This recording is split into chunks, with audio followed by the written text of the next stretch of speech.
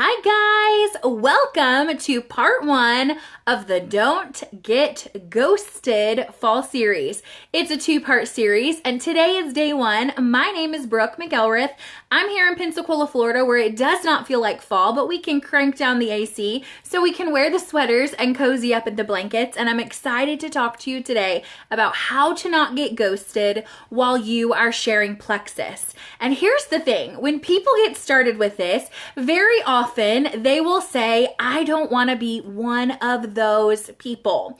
And that's what holds them back from sharing these incredible supplements or this incredible opportunity. And so I want to let you in on a not so secret. The first thing is whoever told you about Plexus or whoever your leader is, whoever you're looking up to, they don't want to be that person either. And we'll take it a step further and assure you that we don't want you to be that person, because being that person is associated with someone who's annoying or pushy or salesy, and all of that is a surefire way to get ghosted. And if we get ghosted, that stops our potential to be able to impact or influence or change somebody's life. So today I'm going to share with you 3 ways that you can avoid getting ghosted as you start sharing Plexus. So the first way is to post authentically. Post personally. A surefire way to get ghosted is if people go to your news feed and they look at your posts and it looks like a commercial or it looks like a sales ad. Think about when you're watching your favorite TV show. What do you love to do? Fast forward through the commercials, right? We essentially ghost those commercials because people love to buy, but they don't want to be sold to. And so essentially, we don't want to come across salesy or commercially. So how can we avoid that? When you're about to make a post and you're about to share what these supplements have done for you, I want you to take a look at the picture and I want you to say, if I looked at this picture and I had no idea what Plexus is, would I look at this picture and think that this person is trying to sell me Plexus? Because if not, then it's probably a good picture to post. And if you would, then you want to use a different picture. So for example, you don't want to post graphics that have the word Plexus on them, or you don't want to post graphics that have a price, or you don't want to post something that says, ask me how, message me for info, because if you look at that, whether you know what Plexus is or not, you're immediately going to look at that and think, okay, they're trying to sell me something. But if it's just a picture of you smiling and your kids playing in the background, and maybe the pink drink is being held here in a clear bottle, if you didn't know what Plexus was, you wouldn't know what that is. You'd be drawn in to say, what is that she's drinking? And you may read that post. Or you may have a picture of a couple of capsules in your hand, but you're not holding up a bottle of the product like, hey, look, buy this. So just try to keep your pictures super personal, super genuine, and then even in the text of your post, it's okay to be a little bit intriguing. I don't often use the word Plexus. Not that I'm trying to hide it. I am super proud of our company, super proud of our supplements, but if you can find other creative ways to say it, like plant-based supplements, killer magic in a cup, or whatever you decide to talk about, this journey, this opportunity, my health goals. If you can say words like that, you're going to draw people in to ask questions about what you're doing instead of it always looking like, buy Plexus from me. That kind of post is sure to get you ghosted. So if you have some more questions about this, you can totally check out our sharing page, and it has some really good ideas of lifestyle posts, of ways to share this opportunity, of ways to share scientific posts in a way that's genuine and authentic. Okay, so number two way to get ghosted that we want to avoid is sending long messages or tacky messages for the very first contact. So for example, on average, you can assume that most people are probably going to be checking their messenger on their phone. Some people do it on a laptop or an iPad or a computer, but most people these days are just scrolling on their phone as they go about life. So as a general rule of thumb, you want to make sure that if they click your message, that it will all fit in the screen and they don't have to scroll to finish reading it. Not that you can't ever send a long message. Sometimes when you're in a conversation with someone, if they ask you a question, the answer back might be a little longer, but at that point, you're not going to get ghosted because they're already engaged in a conversation. But this doesn't even mean that you're being annoying, and it doesn't even mean that they're mad at you. It just means life is busy. And so if they open a message and they see that they have to scroll to read the whole thing, and then they've got a toddler tugging at their arm, the oven is beeping because dinner is ready, and their husband is coming through the door, they're not going to scroll to read that message. So they're just going to X out of it and then either forget or think, I don't have time for this. And so that message will essentially get ghosted and not read.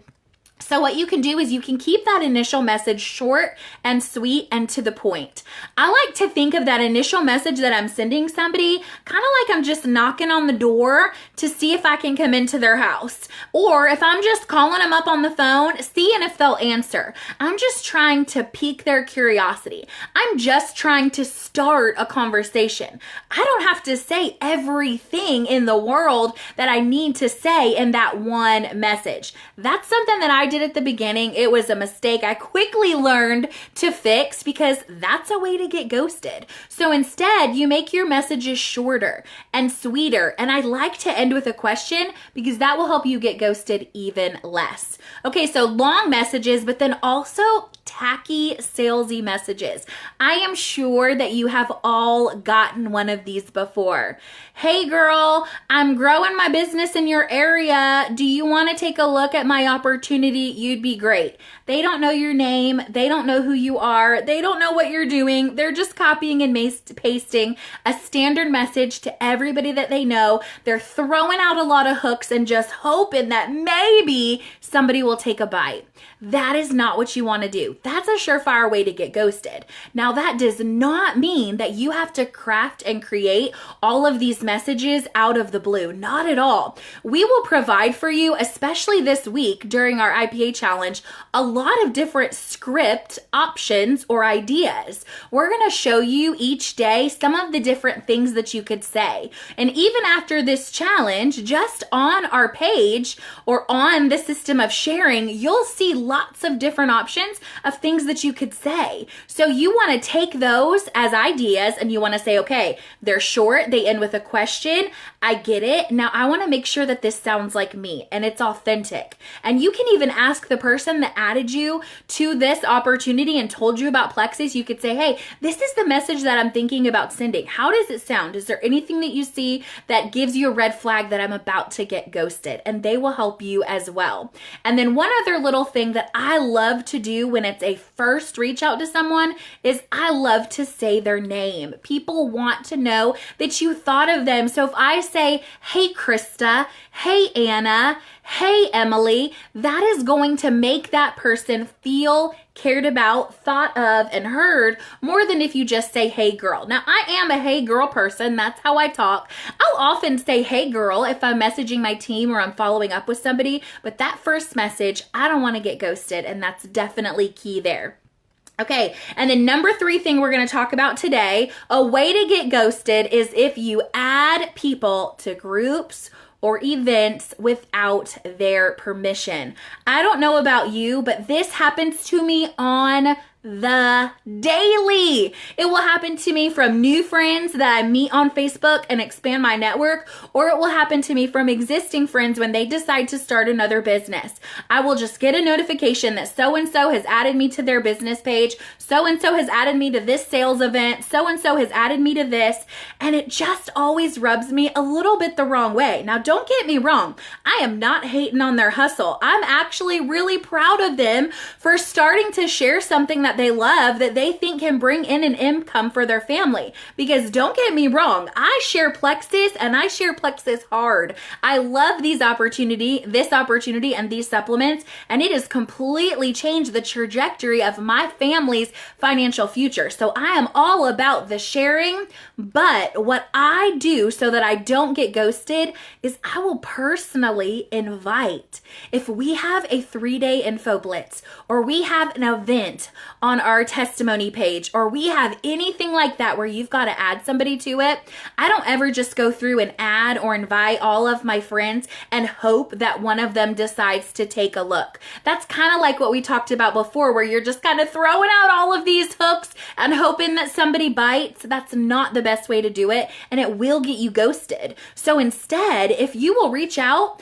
and you will use one of those messages where we say, hey, you could use this, use one of those scripts, use their name at the front, and reach out to your friends and family and say, hey, Julie, I'm having this event. I thought you would like to take a look because can I add you and so that you can take a look? Or hey, so-and-so, I'm having this 3-day group that I think you would love because blank. Is it okay if I send you some more information about that? And then as soon as you have permission, you can add them to all the events and all the groups that you want. And that's a great way to build your business because you're sharing health and happiness in a way that adds value to their life. So we're going to post authentically. Our messages are going to be short and they're not going to be tacky, and we are going to get permission before we add people to groups and events. And if we're doing these simple things, maybe simple tweaks to what you're already trying, then you are not going to get ghosted and you are going to have a spooktacular October changing lives.